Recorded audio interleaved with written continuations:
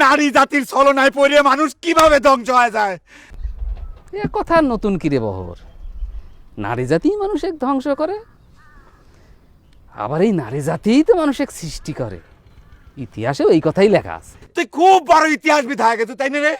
আমি নিজে চোখে যেটা দেখে আসলাম, নিজে কানে যা শুনে আসলাম, তোর ইতিহাস বইতেও সেটা লেখা নাই রে ভূপেন। আচ্ছা ঠিক আছে, তুই কি দেখে আইছু, কি শুনে আইছু সেইটাই আগে শুনি। আর কি খবর রে ভূপেন?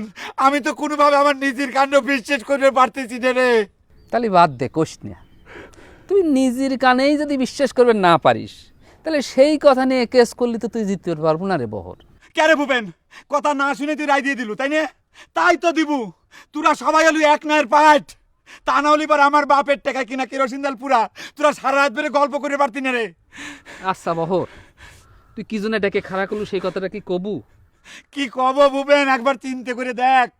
আমার নিজের মায়ের পেটের ভাই, সে চুমকির মতো ফালতু একটা মেয়ে যে কিনা যখন তখন রাস্তাঘাটের ভিতরে আমার দেওরা করে ডাকাডাকি শুরু করে দেয়, তার সাথে বসে বসে আমার আব্বার মৃত্যু কামনা করতেছে। তাহলে পরে তুই ভাইবে ক আমার ভাইটা কি নষ্ট হয়ে গেছে না? তুই বিচার কর। ধুরা, এই কথা নিয়ে তুই অস্থির হয়ে গেছিস। আমি তো 24 ঘন্টাই আমার বাপের মৃত্যু কামনা করতেছি, তাতে কি আমার বাপ মরে যাচ্ছে?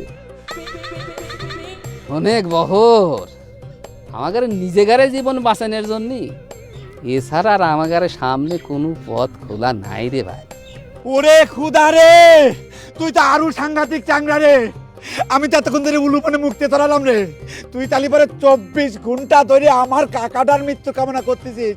আমি এক্ষুনি যদি কাকার কাছে গিয়ে তোর এই কথা না কইছি, তালি পরে আমার নাম বহর না। ও কাকা, আমি তো এতদিন ভাবিছিলাম যে আমার ভাইগরের সাথে মিলেমিশে তুই নষ্ট হয়ে গেছু, এখন তো দেখতেছি উল্টে রে। যার খাইয়ে পরে বাঁচে আছু, 24 ঘন্টা তার কিসের জন্য মৃত্যু কামনা করিস রে? তালি পরে তার ভাত খাইস কে, ভাত খাইস কে? ও কাকা, আম্মা, তুমি তোমার দুই বেটাকে শাসন করো, না হলে তোমার কিন্তু সর্বনাশ হয়ে যাবে।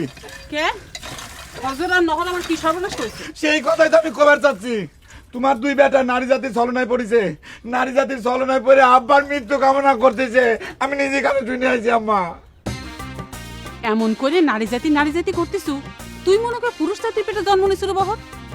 সি সি সি সি সি, এখন কি এইসব কথা কর সময় আম্মা? তার মানে কি দাঁড়াচ্ছে? তার মানে দাঁড়াচ্ছিল তুমি তোমার দুই চাওলের পক্ষে কথা করছো। কলি কইছি, তুই এখন যা আমার সামনে থেকে বহর। তোমার মতো স্ত্রী লোক আমি জীবনে কোনোদিন দেখি নাই আম্মা। মিয়া ভাই আর নহর আব্বার সম্পত্তির লোভে আব্বার মৃত্যু কামনা করতে পারে, কিন্তু তাতে তো তোমার বিধবার ভয় আছে। নিজের বিধবার ভয়তে তো তুমি সাউথ ডিরেক্ট শাসন করতে পারতে।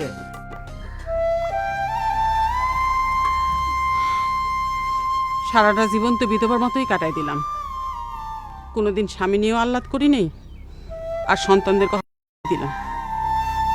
আম্মা, এ কি কথা তুমি শুনাইলে আমাক? তোমার কথা শুরুতে তোমার সাওয়াল দুরের কথা শুনের সাথে হুবহু মিলে যাচ্ছে। তার মানে কি আমি একদিন পর বুঝতে পারছি তোমার সাওয়াল দুইটা কি কারণে এত সাহস পায়। তুমি আজকাল দেখো মাথায় তুলিস আম্মা। বহর, তুই যা তোমার সামনে থেকে যা।